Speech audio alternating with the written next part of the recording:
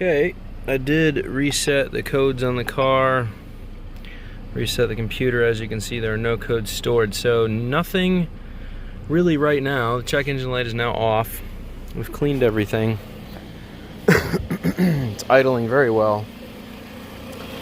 The O2 sensor is still connected, but as you can see, I cleaned the terminals, got all that set up, retightened all this, right? So hopefully all of this is reading how it should. So I'm going to take this out and cruise it and see how long it takes any codes to pop up. Because right now it's idling fine. It seems to be handling everything that I've thrown at it so far. Normally if there was a serious issue, the codes would have almost immediately popped. So thinking it might have just needed the fuel leans reset. And after they installed a bunch of new parts, it doesn't look like they did any of that, judging by the amount of corrosion that was on the battery. So still reading no codes. I'm going to take this for a ride while it's connected to my OBD2 and have a look at things. I don't know if the AC in this thing works. Does it work? Feels like it works. Put that on high. AC work? I don't know. Oh my gosh, if it does, it's really not that good. I don't know.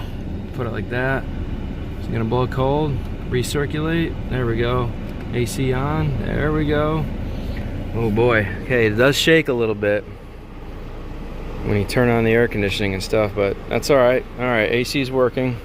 Okay, I reset the computer, so it's got a little bit of a shake. I can hear the fan just came on. So I'm gonna close this up. We're gonna take a little ride.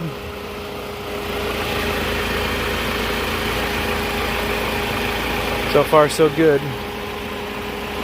Let's close this and see what it does. Should be warmed up now. It's not stalling. Let's go ahead and take her for a rip here. Move the seat back. Oh, nice. Left me a little food, huh, Tam? Wonderful. Pretzel and air freshener, I'm assuming. There we go. Okay. Let's take a little rip, Chip. See where we're at here. Seems to be running fine, other than a little shake. It's definitely got an idle shake. I don't wanna kick my OBD2, but I also want to see what this is reading. So I want to pull up my live data while I'm driving. Let's have it inspect all the PIDs here and review complete data set. Okay. So fuel system 1 is closed. Now let's see what happens if I put it under load. Okay. Let's go down and see what the TP rise. Mass airflow sensor is working properly now. Idle. Let's see here. RPM. It's about right. Give her some revs. See what she bounces up to. Yep. Okay. So we're good there. A little bit of shaking. Alright, throttle positioning sensor says it's coming in. 16.9. Let me give her a little throttle here. Should see it read. No dead spots in there. Alright, see what the O2 sensors are putting out here. Should be both of them. Should be reading. Let's go down. Wow, it's showing. There's no bank 1 sensor one for O2. It's just showing 2 live O2 sensors. That one is working correctly, however this one looks like it might not be working very well. That would be, doesn't say bank 1. Oh no, it does right there, bank 1, bank 2. So bank 1 might not be working good. It's jumping up and down on voltage pretty heavily. Let's take it for a ride, see what stalls, shall we? Brakes feel good. This thing is idling slightly low. Yep, we're getting a little bit of a low idle there. As you can see, it drops down to almost 500, so the idle's definitely a little bit low. Now, that's probably with the AC on. If I turn it off, yes, that's what I thought. As soon as I turn it off, bounces up to 700 versus where it should be idling. If I turn it on, you can see it drops it down to almost 5.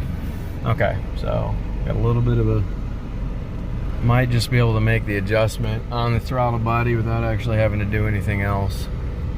Let's take it for a ride real quick and see if she stalls. That's all we're hoping for here, is that it doesn't stall. It's proper diagnosing, see? Take it for a ride. No check engine light still. Pretty smooth, nice amount of takeoff. Everything feels pretty smooth. It's just that coming down into idle thing where it likes to shake. Let's take it right here. Still running. Didn't stall. However, the idle is dropping down a lot, so I might be able to adjust that on the throttle body. I've been cruising it around for a good minute now. The shaking idle went away finally. Still no check engine lights on. The live data seems to be doing just fine. So I think we might be good and golden here. Like I said, I'm going to take this on a few trips throughout the week and see how it does now that I've reset everything and there's no air leaking past the mass airflow sensor setup.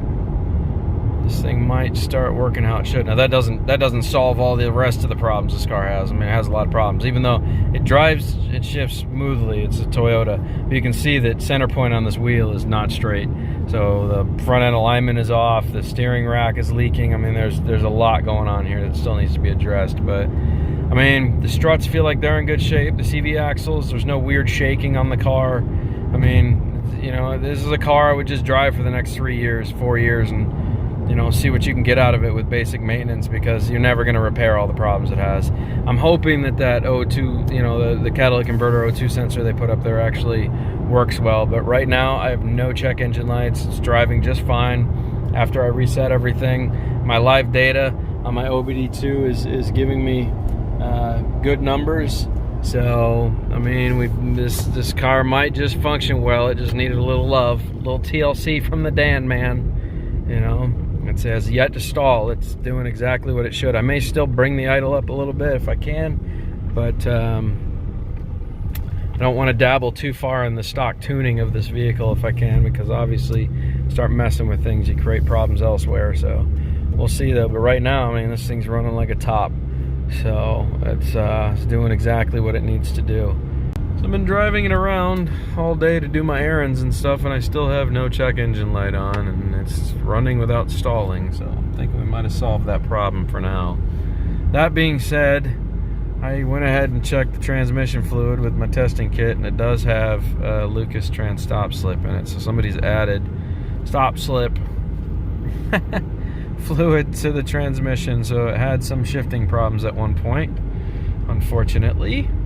And it's very watered down with trans stop slip. Now I do feel the grittiness, so clearly it's doing its job in shifting, because it is shifting smooth. But once that trans stop slip wears out, there's not really much you can do. So I don't know what kind of shifting problems this car had for them to want to put Lucas trans stop slip in there, but apparently it was enough that they felt it deserved transmission stop fluid.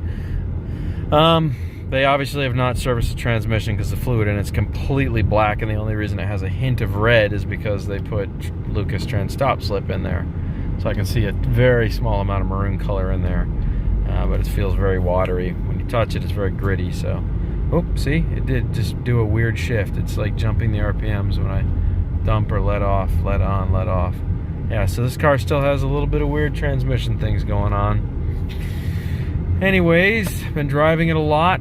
It still seems to be driving. Would I say this car is reliable with the amount of problems it has? Probably not. I don't think it's very reliable. I'd be a little skittish to drive this thing state to state all the time, but hey, to each his own. Never know. This car might just run great with trans stop slip in it forever. I mean, Toyota's Toyota, like I keep saying. Toyota's Toyota. They will go forever. Given the opportunity and a small amount of maintenance, Toyotas will run forever. So we run inside. I ordered some Chinese food. I'm coming up here. I'm intentionally just driving this car right now to see if I can make it do things. Hey, the gas light works. So now idles come back up to 1,000, and still no check engine lights. So let's keep going here. Gonna keep doing some thorough testing and see what happens. Okay, so back in it, still no check engine lights. I will say, when you first start it up and it comes down into its idle, it shakes really bad. And I mean, you can just feel it. You can hear it probably. Can you hear that? Okay, anyways, regardless.